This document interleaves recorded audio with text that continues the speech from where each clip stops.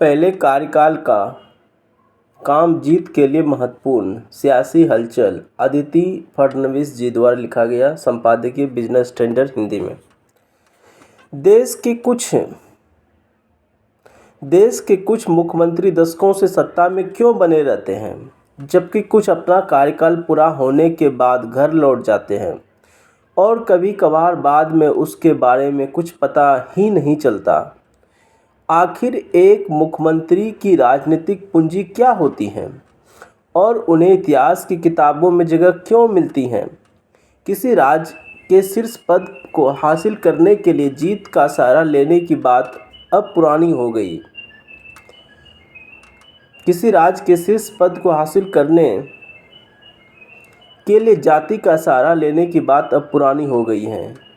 रामकृष्ण हेगड़े को कर्नाटक के मुख्यमंत्री पद इसलिए मिला क्योंकि वह शक्तिशाली और महत्वाकांक्षी वकियाविलिगा और लिंगायतों के टकराव वाले इलाकों में शांत स्वभाव के लिए एक ब्राह्मण थे। जयललिता को तमिलनाडु जैसे राज्य में ब्राह्मण होने के बावजूद यह पद मिला, जहां ब्राह्मण विरोधी एक राजनीतिक विचारधारा थी। इस तरह की राजनीति आपको एक बार मुख्यमंत्री पद पर बैठा सकती है, लेकिन एक से ज़्यादा बार मुख्यमंत्री बनना लगभग पूरी तरह से इस बात पर निर्भर करता है कि आपने अपने पहले कार्यकाल में क्या किया था। बिहार को ही लीजिए, जहां हाल ही में चुनावों की घोषणा हुई है और आज तक नीतीश कुमार और उसके समर्थक यह कहा जाना पसंद करते हैं कि नीतीश सुशासन बाबू हैं। यह वही उपाधि है जो उन्होंने नवंबर 2005 से 2010 तक अपने पहले 5 साल के कार्यकाल, तकनीकी रूप से दूसरे कार्यकाल, क्योंकि पहली बार वह 3 मार्च से 10 मार्च 2000 तक भी मुख्यमंत्री थे, में खुद को ही दी थी। उन्होंने बिजनेस स्टैंडर्ड को बताया था कि उस समय जब अपने कार्यालय में दाखिल हुए तो उन्हें मुख्यमंत्री सचिवालय के फर्श पर सिर्फ रेमिंगटन टाइपराइटर और कागज़ बिखरे मिले। उन्होंने अपना पहला आदेश हाथ से लिखा और कार्बन नहीं होने के कारण उसे दूसरे कागज़ पर खुद ही कॉपी कर लिया। द इकोनॉमिस्ट ने 2004 में लिखा था कि बिहार भारत की सबसे बुरी स्थिति का पर्याय बन गया है। व्यापक और अपरिहार्य गरीबी का, भ्रष्टाचार, नेताओं का जिन्होंने उनके द्वारा संरक्षण प्राप्त माफिया सरगनाओं से अलग नहीं किया जा सकता, जाति आधारित सामाजिक व्यवस्था जिसने सबसे बुरी सामंती क्रूरता बरकरार रखी है, नक्सली माओवादी के समूह द्वारा आतंकी हमले, दीर्घकालिक कुशासन जिसने बुनियादी ढांचे को चरमराने दिया है, शिक्षा और स्वास्थ्य प्रणाली को ध्वस्त होने दिया है और कानून व्यवस्था को लुप्त होने दिया है। बिहार के बदलाव की कहानी इतनी अच्छी तरह से प्रलेखित है कि यहाँ दोहराना उचित नहीं है, लेकिन नीतीश कुमार के पहले कार्यकाल में ज़्यादातर कदम प्रशासनिक और जाति निरपेक्ष थे, जिन्होंने सरकारी स्वामित्व वाले बिहार सेतु निर्माण निगम को पुनर्जीवित किया, जिसने अंततः लाभ कमाया। उसे ऐसे राज्य में पुल बनाने के लिए प्रेरित किया जहां बाढ़ आना आम बात है। नए स्कूल बनाए गए और विश्व बैंक से सहायता राशि लेकर 2 लाख नए शिक्षक की नियुक्ति की योजना बनाई गई। रेडियोलॉजिकल और पैथोलॉजिकल जांच जैसे प्रमुख चिकित्सा सेवाओं को कम आय वर्ग के लिए सब्सिडी के साथ निजी कंपनियों को आउटसोर्स किया गया। बिहार राज्य विद्युत बोर्ड का पुनर्गठन किया गया और उसे उत्पादन व वितरण में सुधार किया गया। एक कार्यकाल पूरा होने के बाद अपने दूसरे कार्यकाल में उन्होंने कई काम किए। लड़कियों को निःशुल्क साइकिल देने की योजना, यह मानना है कि महिला बेहतर प्रशासन को हो सकती है और स्कूल चलाने में उनके लिए पद आरक्षित करना, कुल मिलाकर नतीजा एक प्रशासक के रूप में उसकी अपील मतदाताओं के बीच अभी भी गूंज रही है। इसमें से ज़्यादातर काम उसके पहले कार्यकाल में ही हो गए थे। पश्चिम बंगाल के सबसे लंबे समय तक मुख्यमंत्री रहे ज्योतिबा बसु ने 1997 से 1982 के बीच वह सब हासिल किया जिसके लिए आज उन्हें याद किया जाता है। ज्योति बसु जी भूमि सुधार और ऑपरेशन बरगा, जिनमें बरगादारों के नाम दर्ज कर उन्हें जमीन से बेदखल होने से बचाया गया और यह सुनिश्चित किया गया कि उन्हें फसल का उतना वाजिब हिस्सा मिले। इस सुधार की बदौलत मार्क्सवादी कम्युनिस्ट पार्टी के नेतृत्व वाली सरकार बार बार सत्ता में आती रही। बसु ही वह व्यक्ति थे जिन पर पार्टी सरकार का नेतृत्व करने के लिए सबसे ज़्यादा भरोसा करती थी। कानूनी सीमा से ऊपर की जमीन राज्य के अधिकार में थी और भूमिहीन किसानों को पुनर्वितरित की जाती थी। इससे एक स्वाभाविक मतदाता वर्ग का निर्माण होता था। मुख्यमंत्री के रूप में उन्होंने अपने मंत्रिमंडल के पहले फैसले सभी राजनीतिक कैदियों को रिहा कराया।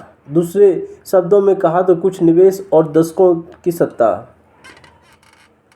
चंद्रबाबू नायडू की प्रशासन कुशलता जग जाहिर है, लेकिन लोग उसके कुछ महत्वपूर्ण सामाजिक कल्याणकारी कदमों को भूल जाते हैं। उन्होंने अपने पहले कार्यकाल में 1999 में दीपम योजना शुरू किया था, जिसमें महिलाओं को गैस चूल्हे और 10 लाख गैस सिलेंडर कनेक्शन प्रदान किए गए।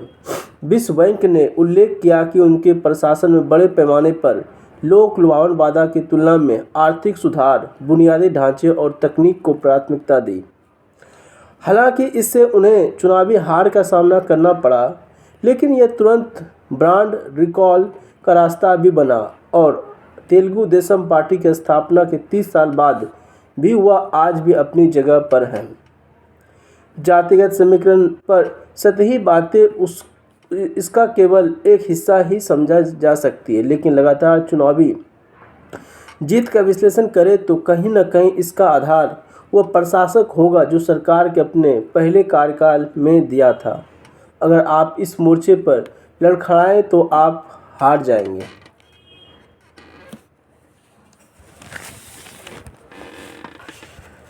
सुरक्षित यातायात के लिए समन्वित प्रयास होंगे। सर्वोच्च न्यायालय ने राज्य और केंद्र शासित प्रदेश को 6 महीने के भीतर सड़क सुरक्षा से जुड़े उपायों को मजबूत करने के लिए नियम बनाने का निर्देश दिए हैं। और उल्लेखनीय है कि प्रति वर्ष सड़क दुर्घटना में बड़ी संख्या में नाबालिगों की जान चली जाती है।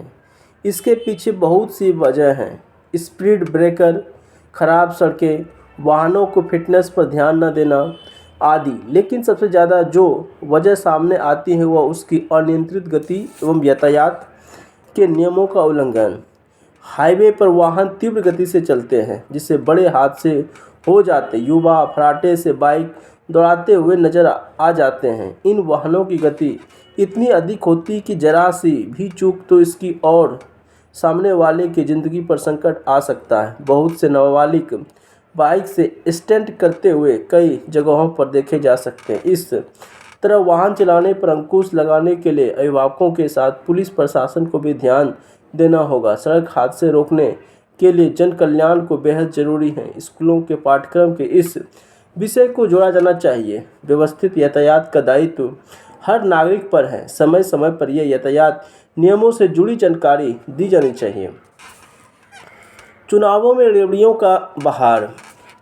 बिहार अगले महीने विधानसभा चुनाव होने वाले हैं। 2 चरण में होने वाला यह चुनाव के लिए 6 और 9 नवंबर को मतदान होना है और 14 नवंबर को चुनाव के परिणाम घोषित किए जाएंगे। इस बार बिहार विधानसभा की काफ़ी दिलचस्प होने वाला है। पहले के चुनाव में विकास के नाम पर वोट मांगने वाले मुख्यमंत्री नीतीश कुमार इस बार लोक लुभावन वादे और मुफ्त की रेवड़ियों के बूते चुनावी मैदान में उतरे। पिछले 5-6 महीने में नीतीश ने कई बड़ी घोषणा की।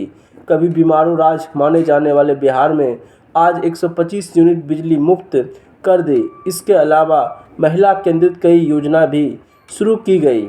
महिला मतदाताओं को आकर्षित करने के लिए वास्ते नीतीश ने मुख्यमंत्री महिला रोजगार योजना की शुरुआत की। इसके तहत हर गरीब परिवार को एक महिला को अपनी पसंद का व्यवसाय शुरू करने और वास्ते पहली किस्त के तौर पर सरकार ने 10,000 रुपया भी दिए।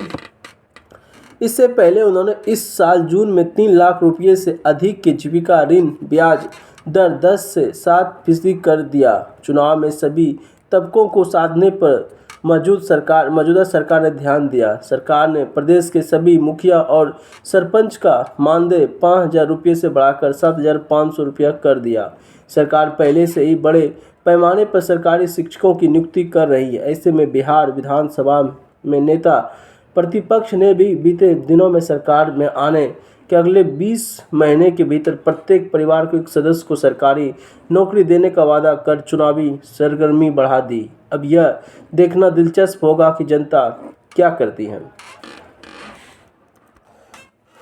पूंजीगत व्यय में इजाफे की असल तस्वीर बता रहे A.K. भट्टाचार्य, संपादकीय जनसत्ता।